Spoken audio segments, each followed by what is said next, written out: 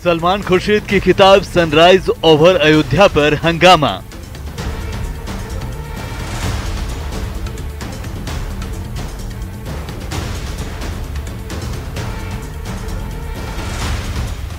खुर्शीद की किताब में हिंदुओं को बताया आईएसआईएस और बोको हराम जैसा।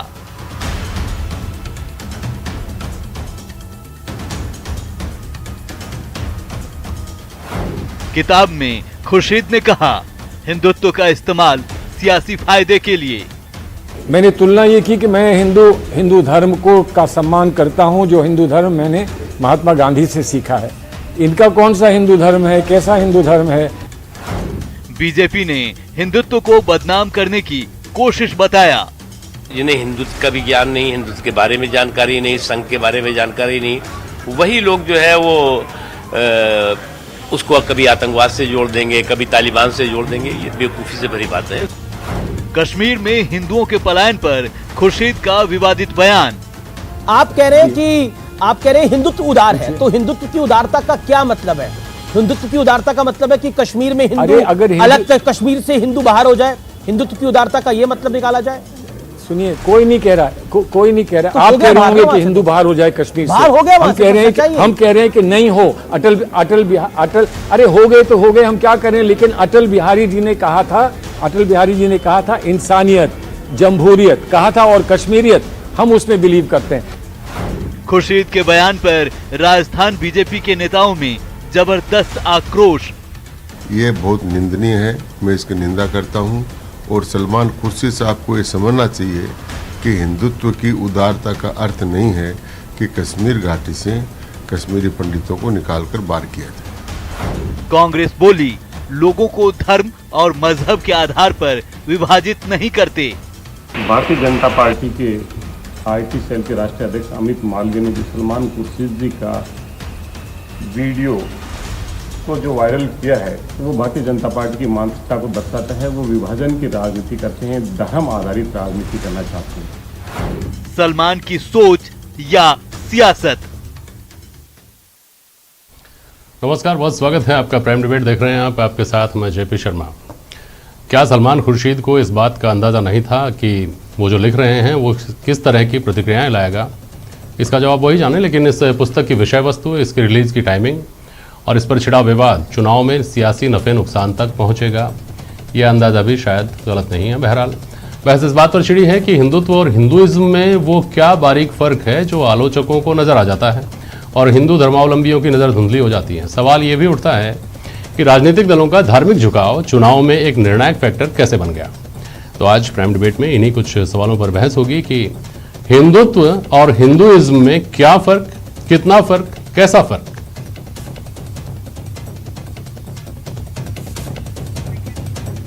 क्या सलमान खुर्शीद की किताब को यूपी चुनाव में नफा नुकसान का औजार बनाया जाएगा? और इस किताब में कांग्रेस की विचारधारा झलकने के जो आरोप लगाए गए हैं उनका आधार क्या है?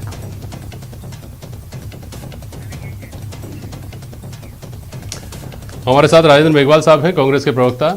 आशीष चतुर्वेदी जी हैं, भारतीय जनता पार्टी के प्रवक्ता। डॉक्टर शाहबुद्दीन खान साहब हैं, एसडीपीआई से हैं आप। और प्रताप सिंह जी हमारे साथ जुड़ रहे हैं विश्व हिंदू परिषद के तरफ से। बहुत स्वागत है आप सभी का। खान साहब, सबसे पहले तो यही समझना जरूरी है कि ये हिंदुत्व तो क्या है और हिंदुइज्म क्या है, कैसे अलग अलग हैं। हिंदुत्व कैसे स्वीकार नहीं है, हिंदुइज्म कैसे स्वीकार है? खान साहब, शाहबुद्दीन साहब। देखिए, चूंकि हिंदुत्व की बात अगर आप करें तो सुप्रीम कोर्ट में ये तय हुआ कि हिंदुत्व जो है वे ऑफ लाइफ है, हिंदुत्व इज नॉट रिलीजन। अब ये हिंदुइज्म कह लीजिए या हिंदुत्व कह लीजिए, एक बहुत बारीक लकीर है। हाँ, वो समझाइए जरा क्या है। तो हिंदुत्व को धर्म तो नहीं कहा जा सकता, और वे ऑफ अगर लाइफ है तो इसको धर्म से नहीं जोड़ा जाना चाहिए। अच्छा, वे ऑफ लाइफ है तो फिर जितने भी भारतीय हैं, है ना, वो हिंदुत्व से जुड़े हुए हैं। हाँ, है ना, फिर तो उसको आप पार्ट ऑफ नेशनलिटी कर सकते हैं। हाँ, हाँ। हाँ, ये सुप्रीम कोर्ट ने कहा है। हिंदुत्व पे कुछ अगर कहा है, हाँ, तो इसको हिंदू धर्म से नहीं जोड़ा जाना चाहिए। नहीं, आपने अभी बताया कि सुप्रीम कोर्ट ने ऐसा कहा है कि हिंदुत्व जो है वो वे ऑफ लाइफ है, तो इसको किसी धर्म से नहीं जोड़ा जाना चाहिए, यही फरमाया ना आपने? जी जी जी। आपकी बात को सही मानते हुए मैं आपसे पूछता हूँ कि संघ तो शुरू से यही कहता हुआ आया है कि हिंदू धर्म नहीं है, हिंदू जीवन शैली है, जीवन पद्धति है। आपकी बात को सही मानते हुए मैं कह रहा हूँ, जी जी जी। तो फिर तो कहीं कोई झगड़ा होना ही नहीं चाहिए। उस हिसाब से तो हिंदुस्तान में रहने वाला कोई भी आदमी है वो हिंदुत्व का ही फॉलोअर है। देखिए, झगड़ा हिंदुत्व को लेके नहीं है। झगड़ा तब होता है जब जो है वो जय श्री राम के नाम पे जो है वो मुसलमानों की मॉब लिंचिंग होती है। अच्छा। त्रिपुरा में एक भीड़ जो है वो आती है, पुलिस खामोश रहती है और मुसलमानों की मस्जिदें जलाई जाती है, घर जलाए जाते हैं। गुरुग्राम में अगर पार्क में जुमे की मस्जिद में जुमे के लिए लोग 20 मिनट 25 मिनट के लिए नमाज पढ़ने आ जाते हैं, तो एक धर्म विशेष के लोग उसका विरोध करते हैं। साध्वी प्रज्ञा ठाकुर जैसी एक प्रबुद्ध महिला जो है वो अजान पे सवाल खड़ा करती है, तब जाके फिर वो हिंदुत्व पे एक सवाल उठता है कि क्या हिंदुत्व और हिंदू धर्म एक ही हो गया है।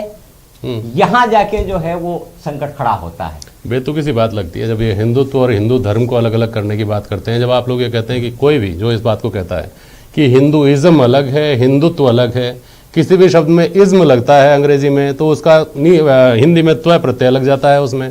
सीधी सी बात है, हिंदुइज्म का मतलब हिंदुत्व ही होता है। अब ये बहुत सारी चीज़ें हैं जिसमें आपने मॉब लिंचिंग का इशारा किया और आपने त्रिपुरा का आपने उदाहरण दिया, पार्क में नमाज पढ़ने का आपने उदाहरण दिया।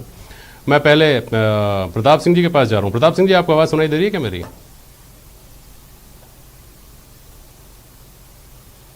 हेलो। देखिए, डॉक्टर शहाबुद्दीन खान स्टूडियो में मेरे साथ, वो जो बोल रहे हैं सलमान खुर्शीद की किताब भी वही कहती है। लब्बो-लुबाब कुल मिलाकर दोनों बातों का एक ही है कि हिंदुस्तान में रहने वाले लोगों की जो सनातन जीवन पद्धति थी उसमें सलमान खुर्शीद कहते हैं कि कुछ ऐसे लोग आ गए हैं जिनकी वजह से हिंदुत्व बदनाम हो रहा है। और वो जो कुछ लोग हैं ना, वो कौन लोग हैं उसके बारे में मैं बहस में नहीं जाऊंगा। उन्होंने किताब में भी शायद ही इसका खुलासा किया हो, लेकिन उसकी तुलना उन्होंने ISIS और बोको हरम से की है। उसी का विस्तार करते हुए डॉक्टर शहाबुद्दीन खान हमारे पास अभी यहाँ बैठे हैं, ये कह रहे हैं कि इस तरह की घटनाएं कि मॉब लिंचिंग होती है जय श्री राम कहते हुए और त्रिपुरा में मस्जिदें जलाई जाती हैं और इस तरह की बातें जो होती हैं वो उसका परिचायक हैं उन दलों उन ग्रुप्स का, वो जो इस तरह के उभर गए हैं ग्रुप्स हिंदुत्व में जो हिंदुत्व को बदनाम कर रहे हैं। कैसे गलत है प्रताप जी ये बात? सलमान खुर्शीद जैसे लोग जो तत्व हैं ये इसी प्रकार की बात करेंगे। अभी जो मेरे पूर्व वक्ता इन्होंने कहा कि जय श्री राम नाम बोल करके लिंचिंग कर दी जाती है, लोगों को मार दिया जाता है, लेकिन अभी कश्मीर में धर्म पूछ करके एक सिख महिला और एक शिक्षक की हत्या कर दी जाती है। ये इनको बिल्कुल भी दिखाई नहीं देगा, क्योंकि ये इनका देखने का जो एक चश्मा है वो एक ही चश्मा है और ये जो वही चीज देखते हैं तो है। सभी धर्मों में एकमात्र हिंदुत्व ही ऐसा है जो वसुधैव कुटुंबकम की बात करता है, पूरे विश्व का कल्याण हो और पूरे विश्व को अपना कुटुंब मानकर चलता है। हिंदुत्व को बदनाम करने के लिए कांग्रेस पार्टी के द्वारा या इन जैसे लोगों के द्वारा शुरू से इस प्रकार के। शहाबुद्दीन खान साहब, आता हूँ आपके पास। प्रताप जी वापस आता हूँ आपके पास। शहाबुद्दीन खान साहब, जब आप ये उलाहना दे रहे होते हैं कि साहब इस तरह का काम करने वाले अगर हिंदू धर्म में हैं तो फिर हिंदुत्व बदनाम होता है, तब आप कश्मीर को क्यों भूल जाते हैं? प्रताप जी ने जो मुद्दा उठाया, देखिए, हिंसा किसी भी समुदाय की तरफ से हो वो निंदनीय है। अरे साहब, निंदनीय है।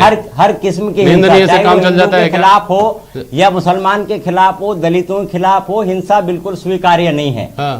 हम किसी भी सूरत में हिंसा का किसी भी तरीके से समर्थन कर ही नहीं सकते। अगर मानव मात्र वो किसी भी धर्म का मानने वाला हो और अपराधी किसी भी धर्म का हो, अगर वो अपराध करता है तो उसको कठोर से कठोर सजा मिलनी चाहिए। अगर कश्मीर में हमारे हिंदू भाइयों को के साथ अगर अत्याचार हुआ तो जो कश्मीर के जो जिम्मेदार वो अपराधी हैं उनको कठोर से कठोर सजा मिलनी चाहिए। सजा मिलनी चाहिए। वहां से निकाले जाने की बात पर सलमान खुर्शीद कह रहे हैं कि चले गए तो चले गए, क्या करें, निकल गए तो निकल गए, अब क्या कर सकते हैं। नहीं, हम इसका समर्थन नहीं करते। ठीक है, इसका आप समर्थन नहीं करते हैं, लेकिन सबसे महत्वपूर्ण सवाल जो यहाँ पर उठता है ना भाई साहब, मैं उस पर आता हूँ। आप हाँ बोलिए बोलिए प्रताप जी, बोलिए, आप कुछ कहना चाह रहे हैं, जल्दी बोलिए। मेरा ये था कि इनसे बोको हराम और ISIS की जो गतिविधियां है उनसे पूछें इनसे ये पूछिए कि वो किस प्रकार की गतिविधियां करते हैं। सलमान खुर्शीद ने किस प्रकार से जो हिंदुत्व की तुलना है वो बोको हराम और ISI से दे रहे हैं, जवाब दे रहे हैं। शाहबुद्दीन जी जल्दी बोलिएगा, जल्दी बोलिए शाहबुद्दीन जी, फिर मैं आशीष जी के पास। नहीं, सलमान खुर्शीद ने जो ये तुलना की है इसका हम समर्थन नहीं करते। ये सलमान खुर्शीद जवाब दें कि उन्होंने किस आधार पर कहा। हम सलमान खुर्शीद के प्रवक्ता नहीं है, हम उसके विचार में समर्थन नहीं करते, हम समर्थन नहीं करते उसका, उसका समर्थन नहीं करते। उसका जवाब सलमान खुर्शीद देगा। ठीक है, मैं सलमान खुर्शीद का प्रवक्ता नहीं हूं। ठीक है। आशीष जी, आप सलमान खुर्शीद की किताब में जो कि पूरी तरह से हिंदुत्व की बात कर रही है, हिंदुइज्म की बात कर रही है और इसके आसपास जो बातें हैं उसके बारे में बोल रही है, आप कह रहे हैं कि इसमें गांधी परिवार की विचारधारा दिखती है, ये कैसे? देखिए शर्मा जी, ये जो पुस्तक आई है और जिसमें जिस तरह से रेफरेंसेस दिए गए हैं, अगर हम हिंदुत्व की बात करें तो हिंदुत्व का जैसे अभी बता रहे थे प्रताप जी की, इसने वसुदेव कुटुंबकम का जो है संदेश दिया है। और हिंदुत्व का मतलब होता है देखिए सहिष्णुता, उदारता, दया, क्षमा, करुणा। और ये आज से नहीं है, बरसों से चली आ रही, युगों युगों से जो है हिंदुत्व की विचारधारा रही है। और कांग्रेस का एक नेता जो कि केंद्र में मंत्री रहता है, वो इसकी तुलना एक ऐसे कट्टर और आतंकवादी संगठन से करता है जो उसका जिहादी और इस्लामिक टेररिज्म में पूरा विश्वास रहा है और जिसे संपूर्ण विश्व पीड़ित रहा है। और ऐसा नहीं है कि इनकी विचारधारा को पहली बार प्रकट हुई है शर्मा जी, इन्होंने पहले भी, अगर आपको ध्यान हो, जब संपूर्ण विश्व में अगर हम बात करें, चाहे यूरोप में बात कर लें, चाहे अमेरिका में बात कर लें, चाहे मिडिल ईस्ट में बात कर लें, चाहे अफ्रीका में बात कर लें, जब संपूर्ण विश्व जिहादी इस्लामिक आतंकवाद से पीड़ित था, तब इन्होंने एक नई टर्म दी थी। पी चिदम्बरम जी ने और दिग्विजय सिंह जी जो तत्कालीन गृह मंत्री थे, वो एक टर्म लाते हैं हिंदुत्व आतंकवाद की। देखिए वो बाद में किस तरह से बेनकाब हुई सबको पता है। और ये कोई ऐसा नहीं कि कोई एकमात्र ऐसा प्रकरण हो जब आप भारत की आत्मा को ठेस पहुंचाने का कार्य कर रहे हैं। आप लगातार इस तरह से कार्य करते हैं जिससे देश का एक बहुत बड़ा वर्ग और संपूर्ण भारतीय समाज को जो है ठेस पहुंचती है। आशीष जी, मेरा सवाल ये है कि कितने ही बयान आपकी पार्टी के बहुत जिम्मेदार चेहरों पे की तरफ से, बहुत बड़े नेताओं की तरफ से ऐसे भी तो आए हैं ना कि इतने बच्चे पैदा करने चाहिए, मुसलमानों को पाकिस्तान चले जाना चाहिए, मुसलमानों को हिंदुस्तान में रहने का हक नहीं है, वगैरह वगैरह, इस तरह के बहुत सारे विवादित। सुनिए एक मिनट शर्मा जी, तब आप हमेशा ये बोलते हैं कि उनकी व्यक्तिगत राय हो सकती है, पार्टी का स्टैंड ये नहीं है। तो यहाँ सलमान खुर्शीद की किताब गांधी परिवार की विचारधारा कैसे होती है, मेरा सवाल। शर्मा जी, सबसे पहले तो देखिए इसमें हमको ये स्पष्ट करना चाहिए कि क्या कांग्रेस की तरफ से कोई आधिकारिक बयान आया है कि यह उनकी व्यक्तिगत विचारधारा है। व्यक्तिगत बयान देखिए, अभी तक जहां तक मेरी जानकारी में, अभी तक कांग्रेस के किसी प्रवक्ता ने कांग्रेस के अध्यक्ष के यहाँ से, गांधी परिवार के यहाँ से ऐसा कोई खंडन नहीं आया है कि हम इसकी निंदा करते हैं। आप देखिए बहुत ही निंदनीय घृणित प्रयास किया गया है। देखिए शर्मा जी, मतलब मुझे पता नहीं खान साहब को इसकी जानकारी है या नहीं है, जो ये जो संगठन जिसकी तुलना कर रहे हैं, आप देखिए जिस तरह की ये गतिविधियां करते हैं, अमानवीय जिसे करने कहते हैं ना, आप देखिए अफ्रीका में, नाइजीरिया में यही संगठन जो बोको हराम है 276 बच्चियों का 16 से 18 साल का अपहरण करता है और आज 7 साल बाद भी वो 100 लड़कियां लापता हैं। आप देखिए, तो मुझे लगता है कि ये क्या क्राइटेरिया और क्या पैमाना है जिससे तुलना की गई है। तो मुझे लगता है कि ये तो बहुत ही निंदनीय है और कांग्रेस पार्टी को इससे किनारा नहीं करना चाहिए, बर्खास्त करना चाहिए। सलमान खान साहब ये भी कह रहे हैं कि मैं इससे इत्तेफाक नहीं रखता हूँ, मैं सलमान खान साहब की बात, सलमान खुर्शीद साहब की बात से बयान आया। लेकिन खान साहब एक बात तो बताइए, आप क्या दावे के साथ ये कह सकते हैं क्या कि सलमान खुर्शीद के बयान से मुस्लिम समाज भी इत्तेफाक नहीं रखता होगा? मुझे ऐसा लगता है कि मुस्लिम समाज सलमान खुर्शीद के बयान से इत्तेफाक नहीं रखता। अच्छा, चूंकि जिन शब्दों का उन्होंने इस्तेमाल किया, मुझे नहीं लगता कि मुसलमान उन शब्दों में सलमान खुर्शीद के साथ खड़ा है ना। ये सच है कि यहाँ इस देश में श्री राम के नाम पे मुसलमानों को मारा जा रहा है, मॉब लिंचिंग कितनी बड़ी बात आप, ये सब सच है। श्री राम के नाम पर क्या नाम आप देना चाहते हैं मैं आप पे छोड़ता हूँ। मुसलमानों को मारा जा रहा है, प्रवक्ता क्या नाम देना चाहते हैं मैं उसको उस पे छोड़ता हूँ। मुसलमानों को लिए क्या कुछ पिछले 7 साल में नहीं कहा गया, इनके केंद्र के मंत्री क्या क्या नहीं कहते, वो इसका बोलिए आशीष जी, बोलिए बीजेपी के प्रवक्ता तय करें उसको क्या नाम देना चाहते हैं। लेकिन मुसलमानों के साथ डिस्क्रिमिनेशन हो रहा है, एक मिनट खान साहब, शर्मा जी, खान साहब आप दूसरे के लिए छोड़ भी दें कि आप अपने हिसाब से परिभाषित करिए और आप अपनी बात भी करिए, ये तो नहीं चलेगा ना। जो बात अपना स्टैंड क्लियर रखिए। जी मोहन भागवत जी का बयान देख लीजिए, वो बार बार ये इस तरह का बयान दे रहे हैं कि जिससे हम लगे कि हमको सबको एक साथ रहना है। ऐसा कोई डिवीजन का बयान हम नहीं दे रहे हैं। और ये कांग्रेस जो बयान दे रही है ये इनकी परिपाटी रही है। बेसिकली करते क्या है, ये चुनावों के टाइम पे मंदिर में चले जाते हैं, तो आप देखिए रुद्राक्ष की माला पहन लेते हैं, गंगा जी में स्नान कर लेते हैं और फिर इस तरह के बयान दे देते हैं। और सलमान खुर्शीद हैं जिन्होंने ये आरोप बहुत लंबे अरसे से लग रहे हैं, पिछले कुछ अरसे से कुछ ज्यादा लग रहे हैं कि आप अवसर के हिसाब से धर्म के प्रेमी हो जाते हैं। जब चुनाव होते हैं तो कैलाश मानसरोवर से लेके पुष्कर तक के व्याख्यान हो जाते हैं, और जब चुनाव नहीं होते हैं तो इस तरह की कोई खबरें नहीं आती हैं। मेघवाल जी। देखिए जेपी शर्मा जी, मैं हिंदू हूं और मेरा हिंदू धर्म दया, करुणा, प्रेम, विश्व बंधुत्व और भाईचारे पे आधारित है और मुझे वही भावना सिखाता है। और वसुदेव कुटुंबकम की जो सद्भावना है उसका पूरे देश के अंदर या पूरे विश्व के अंदर प्रचार।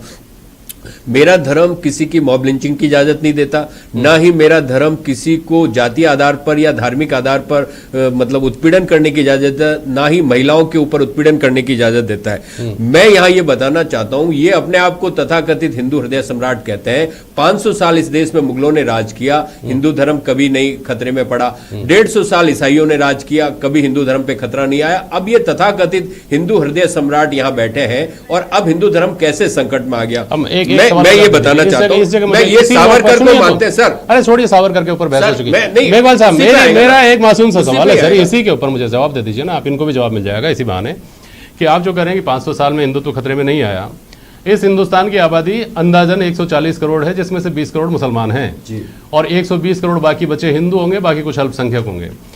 जब वो 20 करोड़ मुसलमानों के खिलाफ ये जो मॉब लिंचिंग की बात कर रहे थे, इस तरह की कोई घटना होती है कहीं, तो 20 करोड़ मुसलमान बोलते हैं तो 20 करोड़ हिंदू, 20 करोड़ से ज्यादा लोगों की, हिंदुओं की आवाज आ जाती है, सेक्युलरों की आवाज आ जाती है कि नहीं आ जाती है?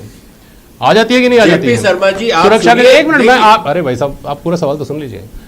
कश्मीर में जो ही हिंदू अल्पसंख्यक होता है और कश्मीर हिंदू विहीन हो जाता है। हिंदुस्तान में हिंदू बहुसंख्यक नहीं, बहुत बहुसंख्यक है। 20 करोड़ मुसलमान है, 120 करोड़ हिंदू हैं, लेकिन आराम से अमन चैन से मुसलमान रह रहे हैं कि नहीं रह रहे हैं? मुसलमान अपनी बात खुलकर कह पाते हैं कि नहीं कह पाते हैं? तो फिर ये असुरक्षा की भावना का एक प्रमाण जो कश्मीर में दिया गया, और उसके बारे में सलमान खुर्शीद अगर ये कह रहे हैं कि चले गए तो चले गए, तो फिर चिंता क्यों ना करें? जेपी शर्मा, इसका जवाब आप भी दे दीजिए। शाहबुद्दीन खान साहब, आपने सुन लिया सवाल, आप भी दे दीजिएगा। मैं पहले जवाब दे दूं। आपने मॉब लिंचिंग की बात की तो आपको याद होगा गुजरात के अंदर, ऊना के अंदर जो मॉब लिंचिंग की घटना हुई थी वो किस धर्म के लोग थे? फिर मैं आपको बताना चाहता हूं, यहां पर धर्म के आधार पर कश्मीर के अंदर 19 जनवरी 1990 के अंदर जब कश्मीरी पंडितों का पलायन हुआ, उस वक्त भाजपा के समर्थन से वीपी सिंह की सरकार थी और केंद्र के प्रतिनिधि रूप में जगमोहन वहां के राज्यपाल थे।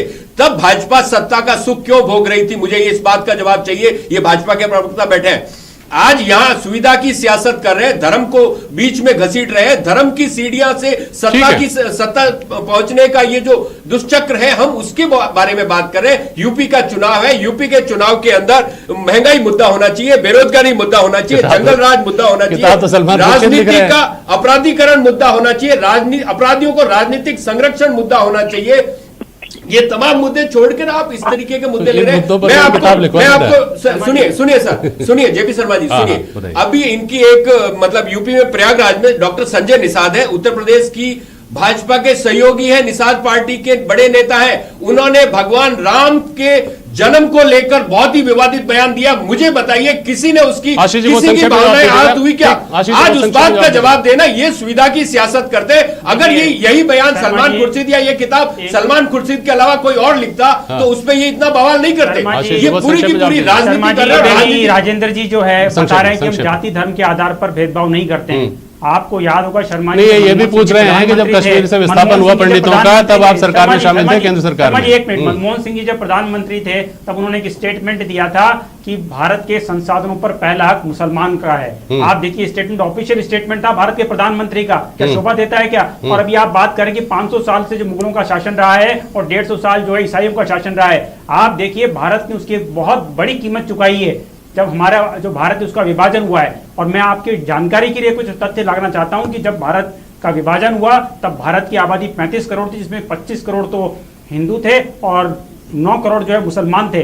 आप देखिए तो हुआ है ना, हमने देखा है। हमने जो है 16 अगस्त 1946 की जो कार्रवाई है डायरेक्ट एक्शन, समय कम बचा है। खान साहब कुछ बोल रहे हैं। खान साहब, मुझे इस सवाल का जवाब, आप जो करना चाह रहे हैं अपनी बात बोलिएगा, लेकिन इस सवाल का जवाब सुनिए, मेरी बात सुनिए कि जय श्री राम के नाम के साथ जो लिंचिंग होती है वो दिखती है, कमलेश तिवारी का गला काटा जाता है, ये वहाँ क्या बोला गया कोई देखने वाला नहीं था, लेकिन सबको पता है क्या बोला गया होगा।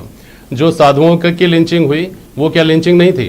तो लिंचिंग करने वाले भी इस तरह से बांटेंगे क्या कि ये जय श्री राम का नाम लेकर बोलते हैं, अगर लिंचिंग करते हैं, और ये अल्लाह अकबर बोल करके लिंचिंग करते हैं, ये जायज़ या नाजायज़? देखिए, लिंचिंग जो है वो किसी भी धर्म के व्यक्ति की जाए वो बिल्कुल भी स्वीकार्य नहीं है।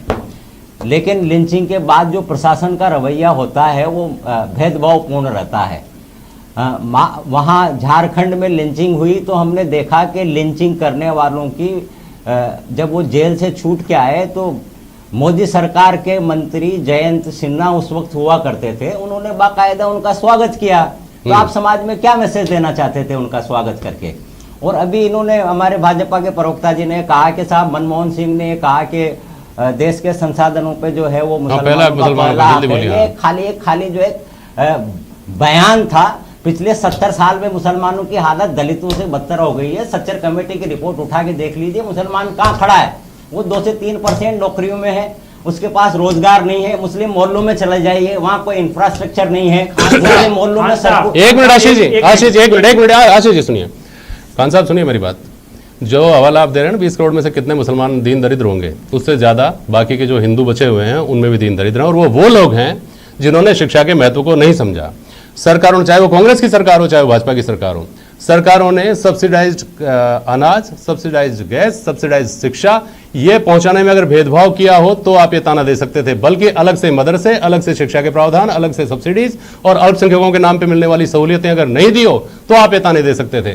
ये ताने देने का अधिकार आपको तब मिलेगा जब 10, 20, 50 साल आपकी जो पीढ़ियां हैं वो पढ़ाई के ऊपर फोकस करेंगी, शिक्षित होंगी और इस तोहमत से दूर हटने की कोशिश करेंगे ना कि हमको सिर्फ सरकार से ही चाहिए जो कुछ चाहिए वो, तब ये तोहमत तब जाकर दूर होगी। नहीं शर्मा जी, ये है, ये नहीं, ऐसा सच नहीं है। आज के लिए बस इतना ही। हमारा कॉन्स्टिट्यूशन कहता है कि अगर कोई भी